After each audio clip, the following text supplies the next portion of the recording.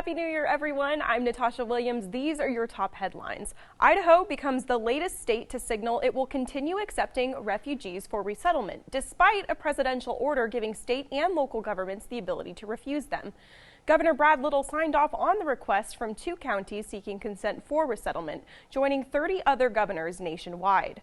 The governor sent letters to the Secretary of State, Mike Pompeo, expressing his support of both Ada and Twin Falls counties' requests for refugees. One former refugee who's lived in Idaho for 20 years and now leads a nonprofit helping children in need says he's proud of his governor for this decision.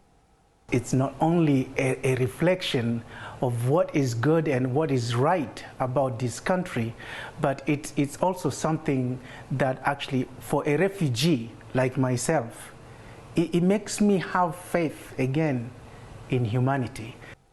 Twin Falls County commissioners reportedly reached a unanimous decision to accept refugees after hearing testimony from community members, business owners, and church leaders in support of the College of Idaho Southern Refugee Center. A decades-old Idaho mystery appears to be solved. Bones in Buffalo Cave near Dubois have been identified 40 years after they were found. The name? Joseph Henry Lovelace, an Idaho outlaw who most likely died more than 100 years ago. Lovelace was jailed after killing his ex-wife with an axe in 1916, but he escaped and was never seen again. The mystery began in 1979 when a family hunting for arrowheads in the cave stumbled across his remains, wrapped in burlap and buried in a shallow grave. 12 years later, another clue. A girl exploring the cave found a mummified hand. Local authorities, along with Idaho State University, Smithsonian Institution, and the FBI, worked to crack the case, and finally, the DNA Doe Project stepped in to help build a genealogical tree. Later, locating the 87-year-old grandson of Lovelace after a 100% match. With technology and everything that moved on, I had a great investigator who, once he digs in, he doesn't quit, and he was able to get the DNA people involved, and because of that, we're here, and it feels great. Now, the mystery of the identity of the body in the cave may be solved, but it's not quite case closed. The Clark County Sheriff's Office says they're keeping the cold case open as a homicide investigation in case more clues turn up, and they can figure out who killed Lovelace. To read the full story, head to our website, 6onyourside.com. Now, Chief Meteorologist Scott Dorval with the On Your Side forecast.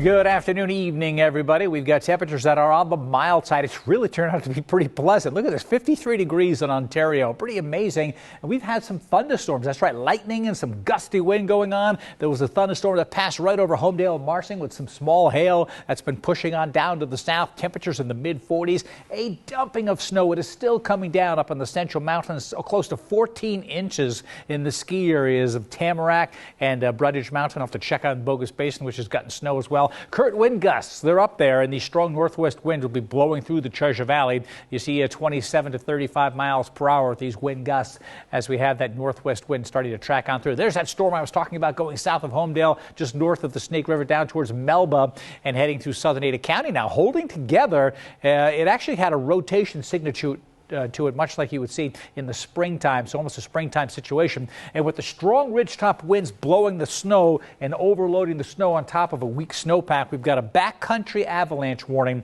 Now, this is not for ski areas or for highways like 21, which are avalanche controlled because they control the avalanches and trigger them where they need to, and they'll close it if they need to. But backcountry avalanche, stay away from slopes that are greater than 30 degrees. So if you're a snowmobiler, you've got to be careful and take that serious right there.